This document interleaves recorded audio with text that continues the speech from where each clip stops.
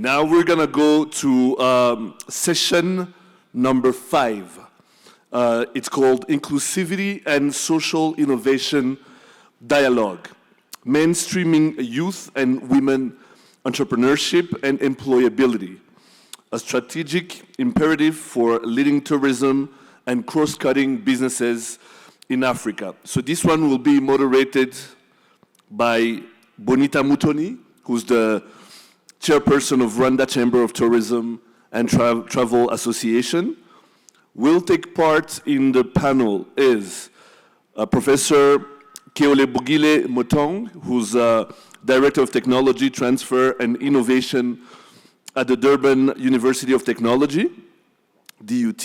We have Eric Kaku, who's a co-founder of ES Partners and author of Entrepreneurial Solutions for Prosperity in BOP Markets. We have Sebulon Chikalu, who's the Director of Tourism at the Ministry of Environment and Tourism in Namibia. And finally, Jackie Taylor, who's the founder and CEO of Rural Tourism Africa in South Africa. Bonita, the floor is yours.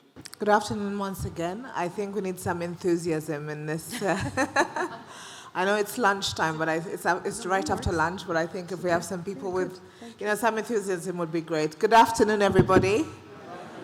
Well, thank you so much, and it's an absolute pleasure to have you here. And I've got these fantastic ladies who I'd love for you to make an introduction of yourselves, and I know we've got somebody in line. But just to let you know who I am, my name is Bonita Mutoni.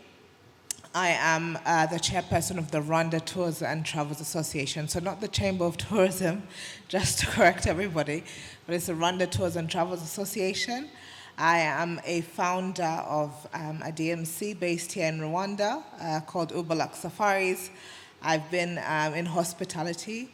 I worked with a brand called One and Only for 7 years and a helicopter company. So I have a history in the hospitality and travel sector, and I'm super pleased to be here at this Africa Tourism Leadership Forum here in Kigali. This is the second one that we've had in the last couple of years, so it's super exciting to be here. So ladies, I'd love for you to introduce yourselves. Jackie, you start, please.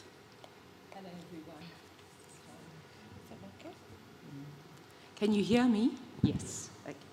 My name is Jackie Taylor, and I come from a marketing, agricultural, and communications background in hospitality as well. So what happened, I grew up, my dad was a farm manager, and my mom was involved in social work. And then as I've had over 30 years of experience, so as you go along and work in cities, I decided in 2016, this is just enough, because I'm not actually meeting people I'm meeting a lot of tourists, but I actually want to meet people who are on the ground. So that's when I started the NPO, first in South Africa. And it was really to focus on rural development and specifically development with regards to women and the opportunity to earn an additional income, but also the youth, because the very last thing any country can afford is to have everybody move to cities because of the food security issue. So it's just been the most amazing. So yes, then it went out, and I get requests from all around Africa, but when I got the request to come to Rwanda, I wanted to go and meet the Rwandan people in the rural areas, because otherwise I'll come to another hotel and another city, and yeah, I've done a lot of that. So I spent the most incredible week with rural communities, and I can really highly recommend it. I do not believe that conferences, people should just fly in and fly out. That's not the way to actually meet the people who work in the country and who are in the real, I call them the real people, because they're authentic, and yes, you get a very real experience. It's so different to anything you'll experience in a city. So that's my background. Well, thanks very much, Jackie. And this is true. Jackie has been here for the last couple of days and has done a tour on Rwanda. And it's actually true to her word, has not just decided to come to the conference, but to also immerse herself in a cultural and rural experience in Rwanda. So, Jackie, that's brilliant and really exemplary. Good afternoon, everyone. My name is Nima Yusuf. I'm originally from a tiny country on the Horn of Africa called Djibouti, but I've lived in this country for the last 8 years, so I'd say I'm a adopted Rwandan. So my background is quite varied. I studied and worked in the UK for a long time, mostly involved in the financial services, then decided to have a bit of an adventure and come to Rwanda. Entrepreneurship, still trying, but I currently work for a company that's called Entrepreneurial Solutions Partners. And essentially what we do is we provide a wide range of supports to institutions of varying sizes, stages, and needs. And we do that through two practices. One we call Insight, which is essentially providing data-driven sort of responses or solutions to institutional problems. And the second one that is called Scale, that provides, essentially we design, execute and implement programs that are geared towards entrepreneurs. The dialogue that we are actually going to be discussing today with these incredible panelists is inclusivity and social innovation. And rightly so, we do have panelists of women, so we're already being inclusive at this forum, which is fantastic. Very well done, organizers. I believe we have one panelist who will be doing it virtually. That's Professor Mutang, Director of Tech at the University of Technology in Durban. Good afternoon, everyone, and thank you so much for inviting me. As they have already introduced, my name is Kigali. I'm the Director for Technology Transfer and Innovation at the Durban University of Technology, but I'm also an entrepreneur. I mean, it's not like only being the director. I'm an entrepreneur where in the biotech space or pharmaceutical space, if I can use that, where I have used my own research and turn it into a commercial asset so that I'll be able to make money out of the research instead of the research that is just going to publish articles and stay there in the library, as they always say, collecting dust. I managed to turn mine into a business. On the other hand, just to give you a little bit of me, who I am, I'm also training my students in a manner that they must also be an entrepreneur because job is very scarce. I don't train them in the manner that they must go and look for a job. That is why when people talk about education skills or training skills for the entrepreneur, we need to understand how are we doing, are we aligned with what the market is saying. Let me just pause there. This is where I just wanted to introduce myself. I'm not academia as the people might be. I'm not only the professor as the people might be. Also. Thank you. And I'm glad to have, as we said, an all-women panel, which is fantastic. I think some of the things that we really wanted to discuss today were, how do we assist African businesses in the public sector to understand mainstreaming of women and youth and women entrepreneurship in this industry? What are your thoughts on that, speakers? Do you want to go first? Okay, right. I think it's really important for people with passion in the public sector to be involved. And the reason I'm saying that is that very few people actually know or have that feeling in their heart, because it's hard work. It is really, it's not may be something that I think is for the public sector only. I would say if we're looking at rural and community development, we're talking about entrepreneurs.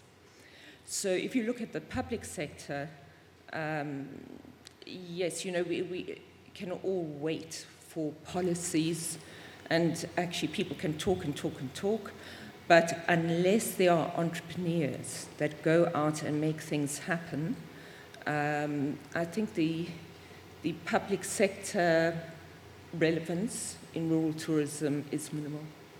Okay. I think that's a good point. Should it be more collaborative? Is that what you were saying, that for public sector to actually work with the private sector, understand why there is a need for inclusivity? Is that something that should be done?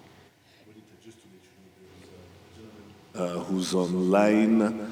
He does not have video, but he has audio. Okay, So we can excellent. include him in the conversation. So I'd also like to introduce Mr. Chikalu, who is the Director of Tourism, Ministry of Environment of Tourism in Namibia. Thank you for joining us. Would you be able to introduce yourself? Thank you so much. Good afternoon to all. Yes, my name is Ebilon Chikalo. I'm the Director of Tourism and Gaming for Namibia. I've just been here for the industry for the last probably over 20 years, doing in the private sector, and now have joined government in putting up policies and national strategies, and especially post-COVID-19, in order to try to revive the tourism sector.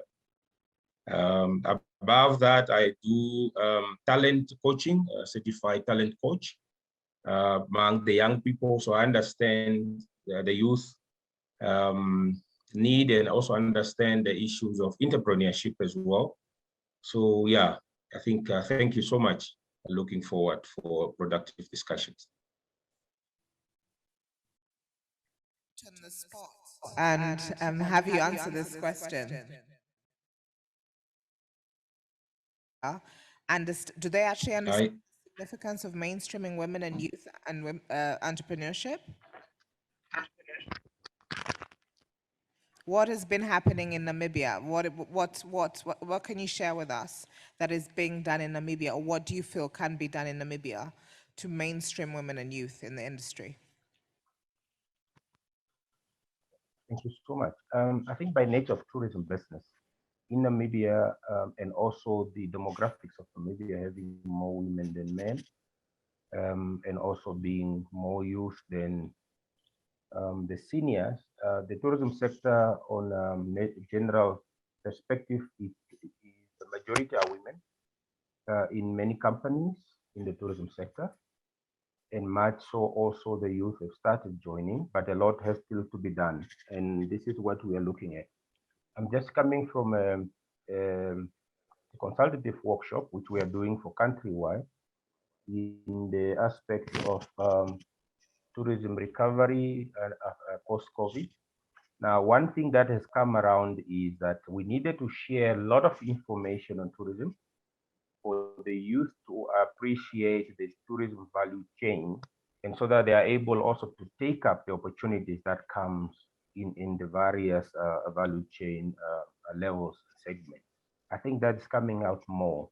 And the second thing is also training, doing entrepreneurship training at a vocational level. Yes, people are qualified, they may have skills, but then the issue of running businesses, that I think that's the area that has come up that we need to do more. In equipping them, yes, you have this skill, yes, you have this idea, but have you run a business before? So the private sector is coming forward in saying, well, we can extend an arm in terms of mentorship on entrepreneurship, to hold hands with the young people of Namibia and say, where can we assist you? And these programs we are now building, but we are building it with what I call smart partnerships and collaborative effort with private sector. And only that, indeed, we can definitely achieve and do more. So you may see in our programs the next 3 years after COVID, that we have prioritized the youth entrepreneurship or entrepreneurship in tourism specifically, And then the second thing is as well, the opportunities that come with technology, digitalization, and online services. I think a lot of opportunities comes with the availability of technology that youth and women in tourism can definitely pick up and convert into ideas and then businesses, and then they can run. And the last aspect really, what is happening is we've just launched, not launched actually, yes, launched the heritage tourism, which is tourism, a strategy on cultural tourism, but much so to benefit the communities or the youth at communal level or the community level. With the UNESCO, of course, and when we look at that, a lot of opportunity will be coming through to the community levels in terms of the youth and the women in the communities, but again, linking it up to the supply chain, the supply chain in terms of be able to open up doors to for them to provide what they are producing in agriculture into the tourism sector. So a lot of effort is going through, and I think in a nutshell, I'll just end here. Thank you so much. A few key things that we've heard. Mentorship. I think that's quite important in this industry. We really have to mentor the youth. And we've talked about, and something that he talked about was the supply chain and how the local communities are benefiting from it and understanding how they fit into the entire supply chain, which is incredibly important.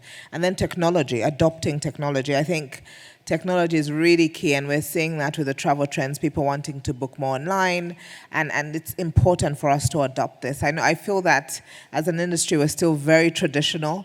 We're still going to trade fairs and signing contracts on paper, but I think things have got to change, and we really have to adopt and innovate as the world is doing.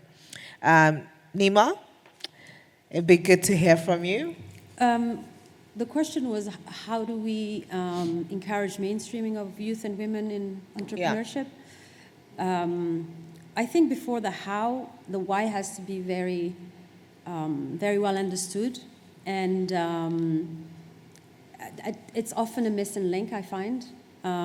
Why? Simply, these are two demographics that are dominant on this continent. We're the youngest continent. We have 50% female representation. Women still face sticky points of inequalities. And then youth, in terms of people graduating and integrating the working world, there just aren't enough jobs to absorb young people. So entrepreneurship really is the route to,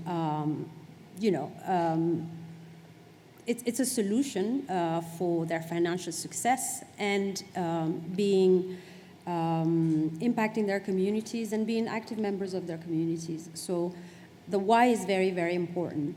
The how, as a private business, the way we do it, I talked about designing and executing programs. We really, all of our programs are women and youth centric. What do we mean by that? We're very intentional about how we go out there and make sure that there's representation for both demographics. And when I say we're intentional, it's in our outreach, it's in our innovation in the way we deliver programs. We just had a graduation of our 5th cohort of Tourism Inc. Within a week prior or after, we probably had about 3 women who gave birth. They followed the 6 months program, and we made sure that they were represented, they could have flexibility. So the how is also really imbuing everything we do and making them central to everything we do. So that's how I would probably respond to it. I would love to hear from Professor. If you could just give us what your thoughts are on the significance of mainstreaming women and youth in entrepreneurship in the industry. Thank you so much. Let me first start by saying, for me, the necessary support for and opportunity for the female entrepreneurs to meaningfully participate, especially in the socio-economic development and in an African country may not exist if the challenges they experience are not identified and kept. And that's one of the things that we need to understand. And those challenges that we're always going to be there, which I'm not going to keep on repeating them, but one has to come with a solution so that you'll be able to challenge that. When we talk about tourism and a lot of people in the pharmaceutical space or in any kind of businesses, especially entrepreneur, they don't understand that tourism is actually an enabler that can bring all these things together. They've got the tendency that tourism is just a standalone there. So what needs to be happening, it means education has to play a pivotal role on how we are training entrepreneur in terms of tourism, or how we just train entrepreneur so that they can understand that even if I'm from the biotech space, I will be able to benefit in the tourism sector. But currently, that kind of a thing is lacking. Everyone is really working in silo, not understanding that.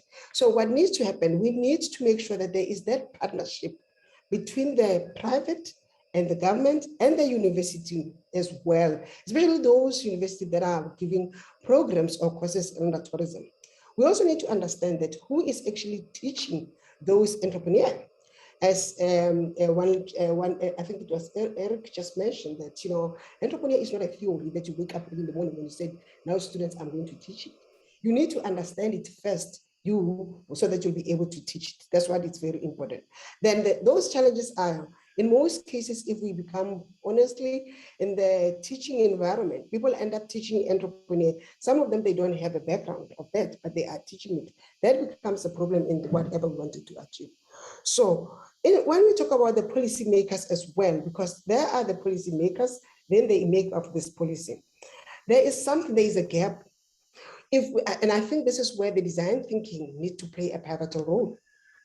You're doing this policy as a researcher, and then the police is going to give it to the researcher. Then how are they going to implement it together? And I think this is why it is important. Anything, whether they are the policymakers, whatever they are doing is also very important to make sure that they are also working with the researchers. That is also going to be address the issues that are currently needed. I mean, we all talk about currently, there's no, training. Even if we've got mentors and mentor-mentee program that we've also got it here in the university. Who are those mentors? Do they understand also to mentor them? Because for me, the people mentoring, they need to understand the sector. You cannot say not understanding the tourism sector or not even understanding background of an entrepreneur, and then you start saying you're gonna mentor someone else in that field. And I think this is where, in most cases, we always make I can always say a blunder, if I can use that word, because people mentor some people that they actually don't understand the environmental sector. And I think sometimes we need to be very honest and say, no, this is not going to work, and then this is work. And so that we avoid that always, if it's a woman having the business, is going to fail. But now we have to go back to the drawing board. What has really contributed to that? Let me just pause there. Thanks very much, Prof. We'll have Jackie, who want to just add something to this. I actually feel really strongly that any top-down approach with women and youth is not the way to go.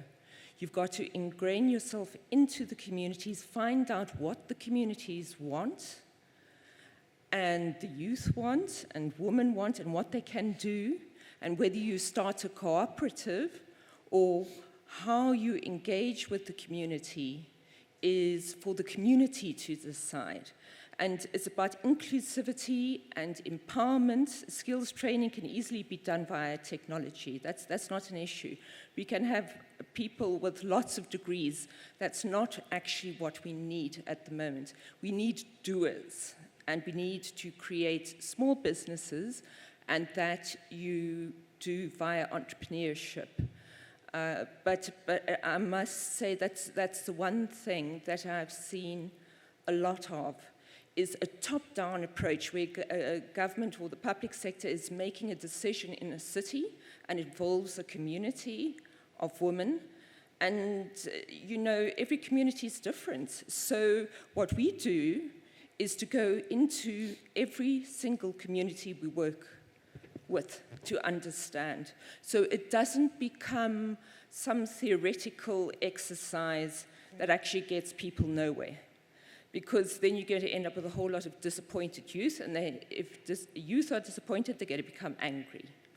So that's what I wanted to add. I think that's a really good point, Jackie. I think the key thing is the authenticity, actually, of these communities and what they're actually offering. And this is what we're finding in the industry that travelers are seeking. So I think that's a really good point to really involve them, from, as you're saying, top going up, so people actually understand what these people have to offer. And I think authenticity is quite key. And I honestly, I think I agree with you on that. In terms of, and that's a good point, Prof, you're talking about mentorship, skills training, whether, some of, are we saying these skills are actually transferable to our day-to-day businesses? I think this is also quite important. I think that is one thing that we should discuss in terms of tourism. We talk about people going to universities and getting degrees, but if they don't have the right exposure, I think that is one thing that is lacking, especially for African women, African youth, is to actually go out to the international markets to get the exposure that they need, which I think is quite key. And I think also hands-on training, as you said. I think we want doors. And there are also skills that are transferable, which you're looking at sales skills. Most of us are selling, which is quite important. There's customer service skills. There's learning to be attentive to detail. There's learning to be organized. So these are some of the skills that you might not necessarily learn at university. But I think with the hands-on training, if you are going to an office and sitting with somebody and given an itinerary, and then being told to do that, that is how you are learning. So I think that is quite important. And I want to hear from you, Nima, because you talked about the cohorts that you've had. Are you finding that this is what they're wanting to learn? And then how does the university, because of course most of the students might have gone to university, but when they're coming to you, are they actually getting this hands-on skills and hands-on training that they will need as an entrepreneur? Thank you, Bonita. So we get businesses or young entrepreneurs at different stages of their entrepreneurial journey. Some of them are at the ideation level, some prototyping, and some, recently, operational. They are most of the time all graduates, university graduates, yet they don't have the skill to run a business. So clearly there's a disconnect between the education system and what it takes to be an entrepreneur. So what we do at ESP is essentially put together a program that is quite agile, and we take the key components of running a business. You talked about sales, marketing, financial management is a big one. Operations, how do you run operations, whatever the business may be. So a lot of key skills that they need to run a business, but also add on what we call soft skills. We talk about mental health, for instance. The entrepreneurial journey is a very lonely one. It's a very important, aspect that we need to really pay attention to. We also do, we talked about mentorship. In all of our programs, businesses or the businesses that we have in the programs have one-on-one coaching sessions. So they have a coach, they're assigned a coach from the start of the program, and essentially this is a sounding board that sort of guides them through, not only the program, but just, being an entrepreneur. And it's oftentimes someone who has been an entrepreneur. So we try and skill them. So to answer your question, they, when they come in, they don't have the skills, even the most basic ones. So in a short course, a 6 months program, we try and do that as much as possible. But the journey doesn't end after 6 months. They stay on as alumni so that they can then probably impact the next cohort, which will be young entrepreneurs, who would be at the start of their journey. So that's how we sort of address in terms of, making sure that we build capacity and scale them with important, topics that they need to know about entrepreneurship. Excellent. Mr. Chikalu, did you want to add anything on skills training for youth and women? Thank you so much. I think the first thing is to agree. I come from a practical tourism background, that many of the students that come, they necessarily have the pragmatic part of it. So therefore, the mentorship program that we need to provide as African states and as tourism directorates and institutions is hands-on.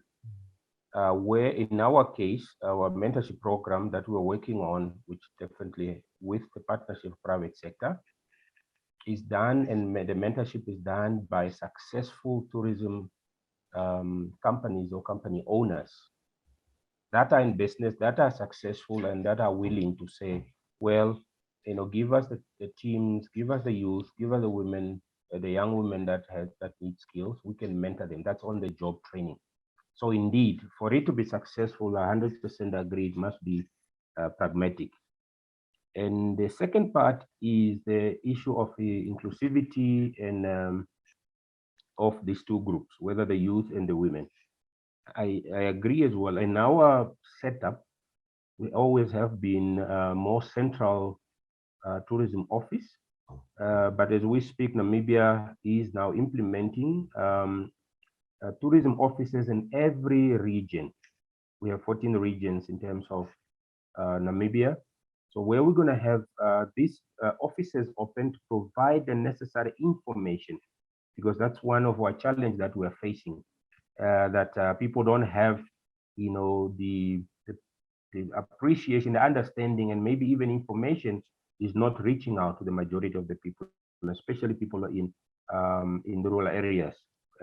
So that's one, we've started implementing this, and this will give us access to information from the people that we need to include in these programs and in designing the necessary policies and interventions that we need. So I think I agree definitely that those two aspects must take place for programs and for their inclusion, to be successful. Thank you. I think one thing that I also wanted to talk about, which is quite key, and perhaps Prof, you'll, and that's innovation, and we're talking about, and we're finding that as Africans, we're not equipped to tell our story. So storytelling, I think, is something that we struggle with. We have such an incredible story to tell, but then are we able to position ourselves and sort of say, this is who I am, this is, as a destination, this is what I offer, and this is what is unique to my destination and can be offered complementary to another destination. I think that's incredibly important. I think, as a continent, we're all very complementary to each other, and I think it's important for international travelers that are coming to the continent to be able to say, I'm going to come to Ghana, and from Ghana I will travel to Rwanda, but the uniqueness of Ghana, I've been able to see, go to the Ashanti Kingdom and been able to immerse myself in the culture. Then I'm going to Rwanda, and when I'm in Rwanda, I will do the primates, and also the Rwandan culture is also very unique to that destination. I'm going to be able to go to South Africa, and it's completely different. So I think one of the things, Prof, that we really want to talk about is storytelling. How do we adopt innovation to really tell our story as destinations? Honestly, I think, especially African destinations, I think there's so much that we have to offer, so much that we can tell, but we're just not doing it well. What do you think that we should do, and how should we do it? Thank you so much for that. The way things are supposed to be done, innovation, we're doing extremely well. But I think what is lacking is to take it to the community, as you have just alluded to there. And again, is the way that you have done this innovation in the university. Now you need to translate it in a manner that the community will be able to understand. But what we are doing, and this is just the way it is, people always believe that they will express this in terms of an article or in terms of the publication. There's nothing wrong with it. But when are those days when people are doing the blue sky research? There's nothing wrong with the blue sky. But if we're really doing this innovation, it must not be an innovation that is just going to be stayed there in the university. It must be translated. Now, how is this whole issue going to be translated to make it very easy? It's very important that as whatever you're doing innovation in the university, when you translate it, it must be a layman's term. Don't say, oh my God, the community won't be able to understand it.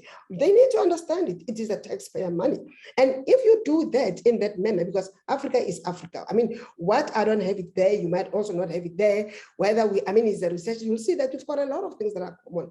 But if we can all sit together and be able to see how we can start working together, that is going to make a difference. And then again, nothing stopped me to collaborate with someone in Rwanda or in Ghana, for instance, and be able to work together with the project that at the end of the day, both countries, they will be able to benefit rather than always trying to say, the competition of African continent, it is, so we are from South Africa, we want to be best. You are from Rwanda, you want to be best. You are from Nigeria, you want to be best. And I think this is what is actually killing us. And if we can really start removing that and take this forward, there is a lot that we can do it together in terms of the innovation that we always generate in the university and be able to make sure that it's been translated so that the community must be able to benefit. Hence, I always talk about whenever you're going to innovate, who are you innovating this for? Who is going to benefit in this innovation that you are trying to do? So it must not be at the end of publication, but it must be start moving towards when everything is now going to be translated. If the university cannot translate that innovation, they must license it to the people that they are good in terms of translating that, rather than the university keeping it to themselves, but not knowing what they're going to do with it. And I think this is what is very important, to make sure that whatever we are doing, it must just be translated. For me, for instance, I don't believe that everything must just be end up in publication, because somebody in the rural there won't be able to read that publication. But this is a taxpayer's money. So somebody in the rural must definitely be able to, either you can start doing a workshop from the innovative research that you have done, you can take it to the community and to start sharing. You can, that will be able to assist those people in the community. That for me is one of the things that I can just say in terms of that. Let that be something that can be translated in a manner that the community will be able to understand it. Excellent, thank you. I think I'm sure you might have captured the essence of that. It's really working collaboratively with all the destinations to make sure we are telling that story, which we have an incredible story to tell as the continent. So I think that's incredibly important. One thing I wanted to touch upon as well, we're talking about youth and women entrepreneurs, youth who are just joining the industry, who might perhaps not even understand the product that they are selling. As the public sector, are we actually equipping our youth with the product knowledge? I think that's something that we should also talk about, is do the youth actually understand what they're meant to be selling? I think that's quite important. What we actually do is, I'm sure we have our tourism bodies here. As you all know, we spend a lot of money getting all these international agents and buyers coming into our destinations, going to our hotels. They spend lots of money, with the cars. We get the airlift to come into the destination. They're experiencing the product. But then the question is, do the youth actually that are in the destination know the product? Isn't that something that should be done as well? Do we actually have programs to equip our youth to be able to know and have product knowledge and be able to sell it? I think that's something that's quite important and we should touch upon. Do you have any comments on that, Jackie? Yes, I agree with you. I also do want to just skip back to storytelling, because the most often, I'm also a journalist, the question that I get is, tell us about the animals. I'm like, what about the people? I think the African story has to be told by Africans themselves, not from Europe, not anywhere else. you know, and that is something that I feel, even we all have phones, we can talk about technology. Agreed. You can tell your story to your friend or mother or via the cell phone. And that's where technology is really efficient. With regards to the youth, and I think if we look at the education departments, I don't think they're doing a very good job in telling people about their students about their own country. You know, I can look in rural areas and the children in rural areas, they don't even know how to grow vegetables or interact. I really think we've got to become a whole lot more practical. And yes, you know, it doesn't take, you don't need to be a brain surgeon to actually do the type of work I do. All you need to do is communicate and listen. 2 ears, 1 mouth.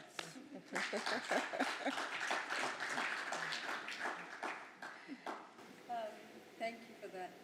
So the storytelling part is crucial. We actually have 2 sessions on storytelling in every single program we run. And, you know, Bonita, you touched on how, you know, the competition between destinations in Africa,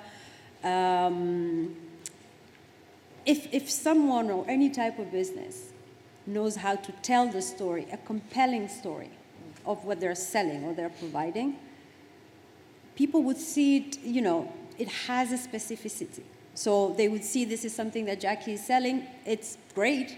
What Bonita is selling, it's different. I can have both, or varying, you know, depending on my moods, I can go to this place or that place. It goes for the same goes for any business. So aside from the, you know, visiting countries in Africa, for an entrepreneur to be able to sell his or her product, they have to be able to tell a compelling story that is, you know, convincing and that is emotionally, you know, drawing people to buy that. So I think rather than looking at the, you know, the top-down policy, what should we do? I think we should equip every business with that, selling their story, telling their story, and selling their product.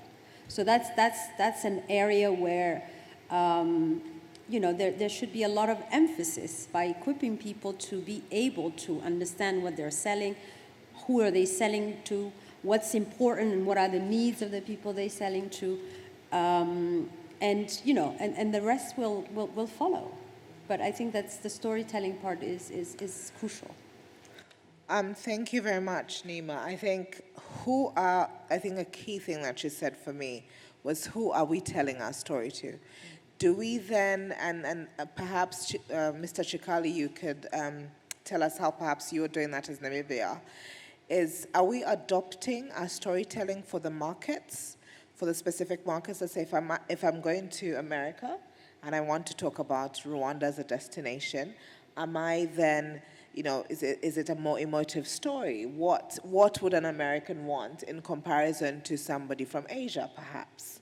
I think it's important. Are we actually adopting the stories and, you know, adopting our product and making it personalized for the, you know, people coming from different markets? I think, which is quite key, because I find that as destinations we're offering the same, you know, I've been guilty of that, I must say.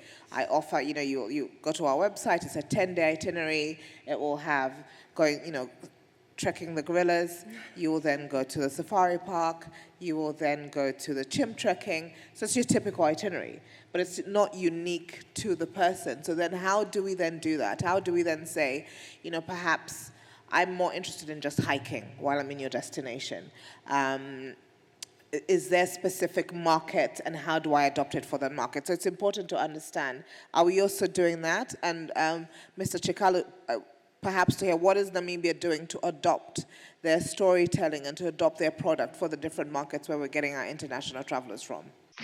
What we've learned is in implementing our, what we call the National Heritage Tourism Strategy, which is at the community level, one of them that we needed to do, which we're gonna do, or we started doing, is what we're calling profiling the destinations. And this happened to be the less profile destination at the moment, which are areas in the rural communities at community level. Now comes with that, we also have then, we're just putting in place a program to train what we call community tour guides, people who are familiar with the product within their reach, meaning within the areas of the destinations, the communities, the culture, the people, the food, and the whole stories of their communities. Train them, become community tour guides, and they are able to articulate and sell, the story about, or tourism about people, not only about animals and other sceneries. And this is what we are doing, is incorporated a national strategy to make sure there are people in communities who are able to tell their stories, to tell and market their destination, and especially the people aspect of it to the tourists or guests that are coming. Now, with that, you're building an issue of pride, where people are coming, proud of their culture, proud of their inheritance, and then be able, I call it, sell it or market it in a way where they are comfortable, in the way which is authentic, in a way in which is natural. So that is one aspect that we're doing in Namibia. And I think the same could also be adapted to many African states in training community tour guides to tell the story of their own people, especially the heritage tourism that to an extent in certain states of Africa, we have neglected, because in the upfront or in the forefront, in the past, we had the animals or the scenery or the wildlife and the rest of the other things, but not the people. That's my submission. And also, finally, Namibia has a concept called living museums in various communities, where you have especially young women and come together in a specific language group. They display their culture. They tell the stories, how their forefathers, how in their culture certain things are done, how was fire made, what did they used to do for medicine, what plants, what bushes they used to do. So this concept has gained momentum in Namibia, which is called Living Museum, where people are telling their own stories by the community people and people that are organized in the various communities. Thank you. Prof, what are your thoughts on, how we are actually adopting our stories to the different markets where we expect our travelers to come to? What can we do to get Africans to travel more on the continent, and how do the youth and women, especially as we're seeing African travel is huge, and it has a lot of potential. We have a lot of potential for Africans to travel on the continent. How do we then equip our youth, our women, to be able to have the right products and to be able to sell to Africans coming to their destinations? Thank you so much for that. What needs to happen to our youth, whatever products that they are doing or they are manufacturing and they're going to sell it to the market, they need to understand the value proposition and what makes their products completely different to the one in the market, so that when they sell their products to the tourist or to whoever will be there, they will have to look at that angle of what makes it completely different to the one in the market. And sometimes this is where it's lacking, where our youth, they sell the products, but they didn't do their market. They decided to do the product, and after doing the products, they wanted to go and do the market later. And I always said, you can't do that. You first have to check whether you've got a market to manufacture these products, rather than manufacturing the products and start saying, do I have a market? It doesn't work like that. And that's the reason why you end up having the products that you have already manufactured, but you don't have the market. On the other hand, our youth must also understand certain products, especially in the biotech space or the pharmaceutical space, those projects, they are certain kind of regulation that you need to make sure that you abide to that. And you make sure that you have tested the safety and the efficacy of this project before you go and brand it. But again, based on my experience, because I deal with entrepreneurs in that space, you will see that they will go and brand the products, but they didn't test it for the safety and the efficacy. And that is also something that they need to make sure that if they are really going to sell this, it has already complied, followed the safety and the image. The other thing that our entrepreneur or our youth needs to understand is the price of the products, because sometimes I've also discovered that they don't know how to price their products. If you know how you have priced your product, even if someone can say to you, I want to buy your product, but you are expensive, nothing wrong to say to a person, it's fine, go next door, because you understand the value proposition of your product. But if you don't understand the value proposition of your product, and somebody says to me, to you, your product is expensive, and you said, okay, let's talk. I mean, you can't, you're running a business and you're not running a sponsor shop. You also need to take yourself serious, but you're not going to keep on playing with prices just because of you want the people to buy. And again, these are one of the things that sometimes with our youth, they really don't understand the whole business, especially the innovative of their project and their product and the value proposition. Because for me, this is what is important, to be able to know exactly what are you selling, what was the pain, what is the problem that you wanted to solve, so that you'll be able to know that you'll be able to make money in terms of that. And this is what one of our youth, they really need to understand if they're going to go through this space, that it can take time, but you need to make sure that you don't want to have a product, as soon as your product is already in the shelves, now they have to come and remove it because of you didn't follow certain regulation. And I think this is where I always, in terms of the youth, that this is very important. Of course, we do have labs that can assist them in terms of tasting these products for them. If their background is not from the scientific background, but they are manufacturing these products, we do have that. I mean, in South Africa, we do have that can assist in terms of testing their products, because it is also very important to understand exactly what the product is all about, because we also don't want to sell something that has already not been tested. So this is one of the things that I always plead. So know what you are selling.